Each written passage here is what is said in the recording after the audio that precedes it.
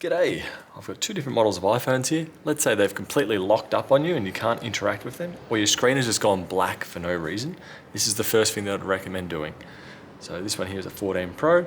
If I press volume up, volume down, and power, and then I just keep holding it. Even if you can't see the screen, just keep holding it for what feels like 15 to 30 seconds.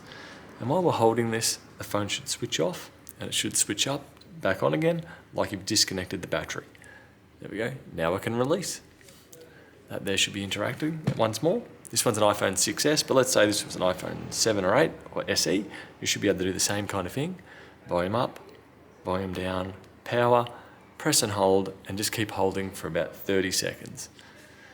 But if you've got an iPhone 6S like this one, hold home and power together for around about 10 seconds, or if that. There we go, release. That's restarted the phone.